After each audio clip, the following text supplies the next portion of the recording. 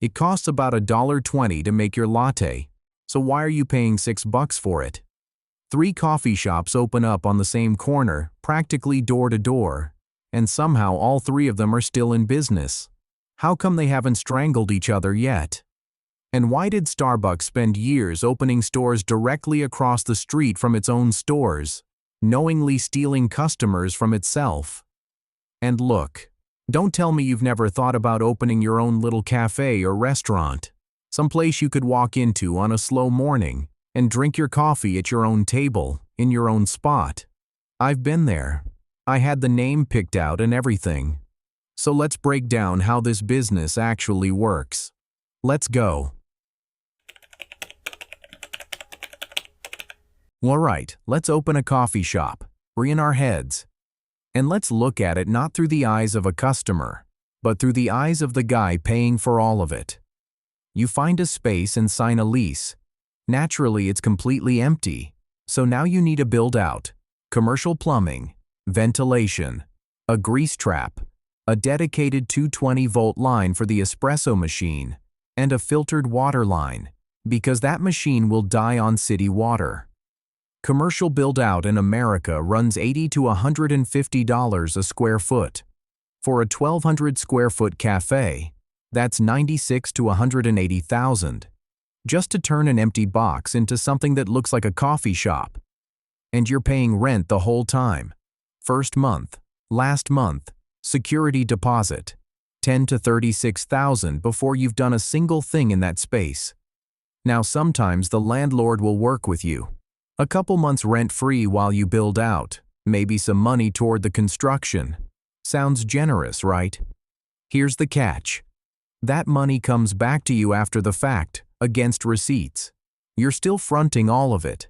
And in exchange, you're signing a 5 to 7 year lease with a personal guarantee. Which means if this doesn't work out, so you don't just lock the door and walk away. You still owe the rest of that lease, personally. Not the business. You. Help with the build-out isn't a gift. It's a leash. Then you equip the place. Espresso machine, $5,000 entry level, up to 22 for a solid 2 group. 2 grinders minimum, usually 3. Refrigeration, a batch brewer, the POS, furniture, and a mountain of small stuff nobody puts in the spreadsheet. $30,000 to $60,000.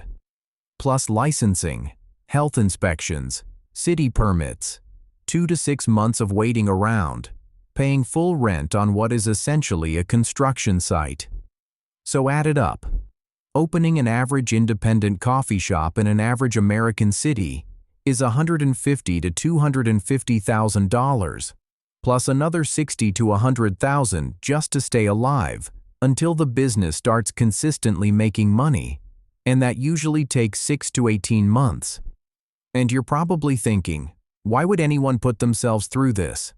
Stick around, and I'll show you 2 guys who started with a single cart and built 90 coffee shops in the most oversaturated coffee market in America.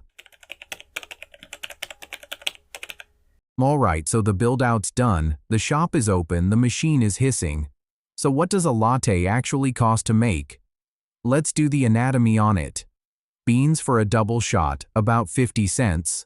Milk, 40 cents. Splash of syrup, 10. So that's $1 for everything that actually goes into the cup. Then the cup itself, the lid, the cardboard sleeve, call it another 20 cents. So you're at roughly $1.20. And they're selling that cup for $6. And yeah, that is a fantastic margin. That's 80% gross margin. For perspective, your average grocery store survives on about 25. So why aren't coffee shop owners driving Porsches? Because 80% is not what you take home. 80% is where the squeeze starts. So let's do the squeeze together, right on these $6. We already did the product. That's $1.20. Next up is labor. A coffee shop doesn't run itself. You've got baristas, you've got somebody covering the other shift, somebody washing dishes, plus payroll taxes and workers' comp on top of all that. For a well-run shop, that's 1/3 of your revenue. And it is the hardest number in the entire business. So that's $1.98, gone. Then rent shows up. And here's the interesting thing about rent. It doesn't care.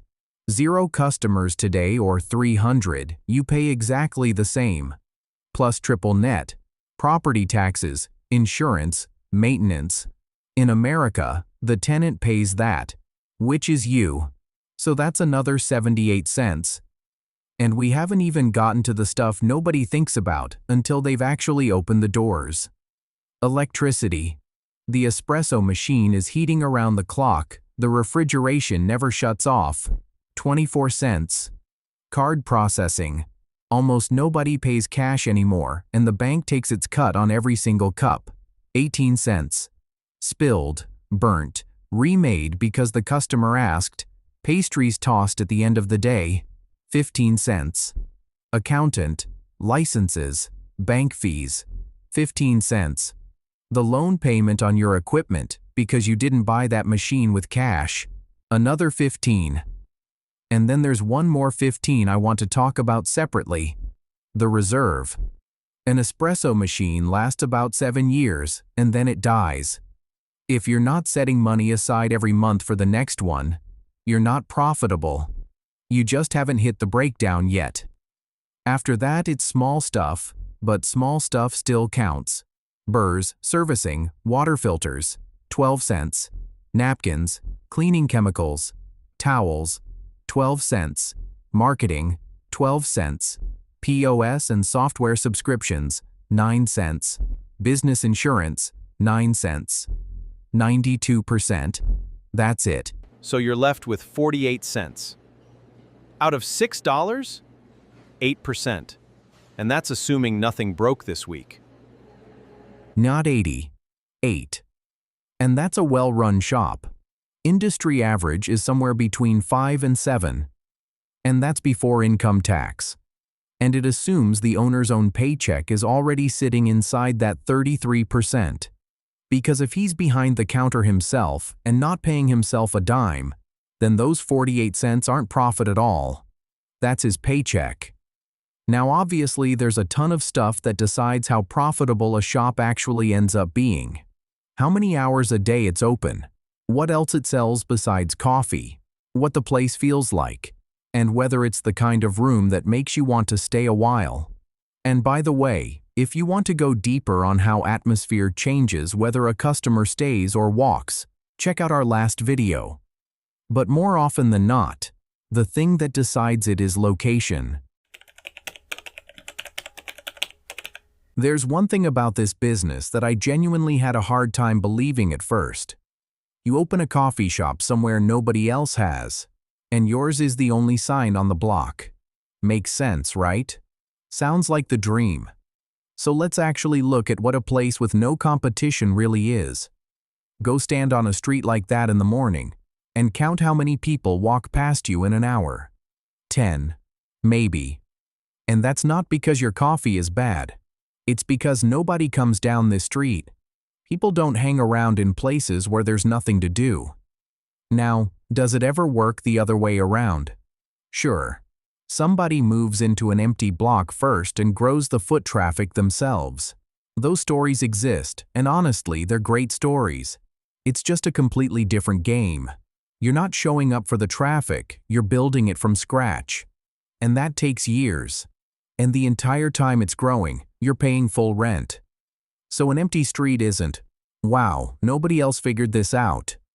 An empty street means the foot traffic is going to be your bill to pay. And yet, more often than not, coffee shops open exactly where there are already coffee shops. Why is that? Because when shops sit next to each other, they're actually pulling more customers in for each other.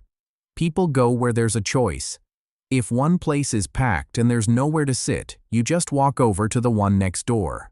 Or maybe you like the croissant better at one spot and the coffee better at the other.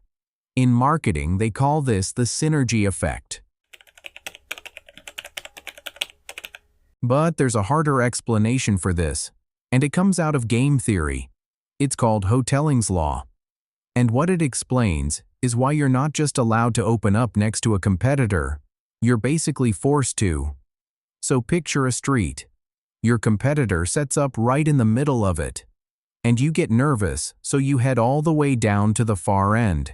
Because you figure that way you're not really competing with each other. Now, people go to whichever shop is closest to them, which means the street splits right at the midpoint between your two front doors. You end up with about a third of the street. Not amazing, but you can live with it. Except now, watch what he does. He takes one step in your direction, and that dividing line moves right along with him. He just took a chunk of your customers. And what did it cost him? Nothing. Everybody behind him, on the other end of the street, is still coming to him anyway, because you're even farther away. So stepping toward your competitor gains you customers and costs you absolutely nothing, which means both of you keep stepping, and you only stop when you physically run into each other. Coffee shops don't end up side by side because they're friendly. They end up side by side because that's the only spot where your neighbor can't take one more step and cut into what's yours. But then there's what Starbucks did. Through the 90s and into the 2000s, Starbucks expanded in a way that, from the outside, looked like straight-up self-sabotage.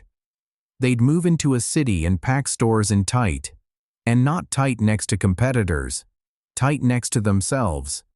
2 locations on the same intersection, sometimes literally across the street from each other.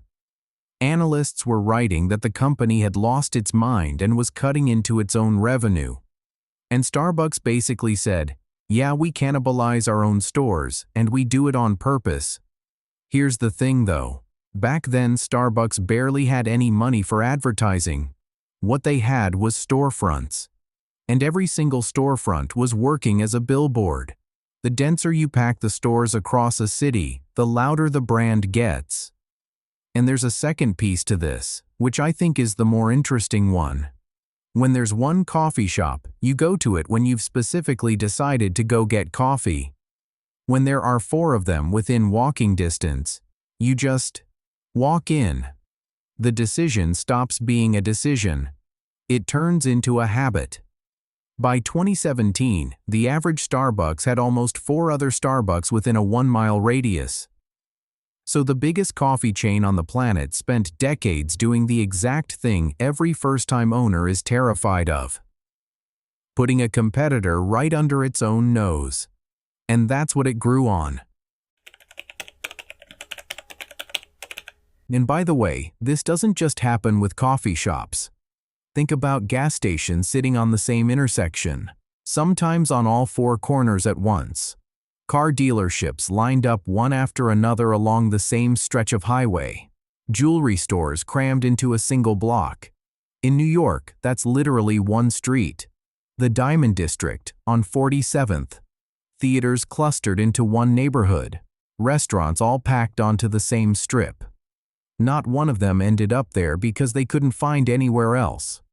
Economists have a name for this: agglomeration economies. And the idea is the one we already covered. You don't go to a specific jewelry store. You go to the jewelry district and you pick once you're there. You don't drive to a specific dealership. You drive to where there are 6 of them in a row. And you don't drive to a specific coffee shop. You drive to where there are 10. So the choice, that's the actual product? The choice is the reason you leave the house.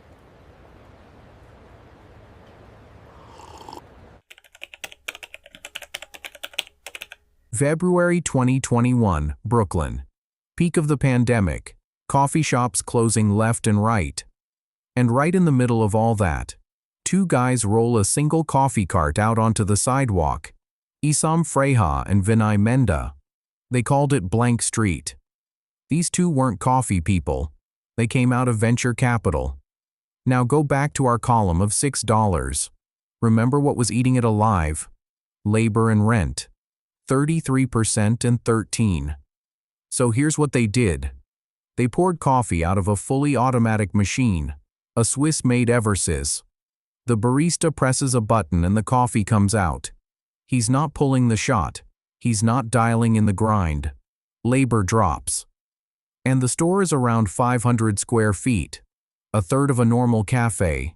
Rent drops. And they didn't take this into some quiet suburb where there's no competition. They took it into New York, the most crowded coffee market in America, and where there's a shop on every corner and a line at every one of them.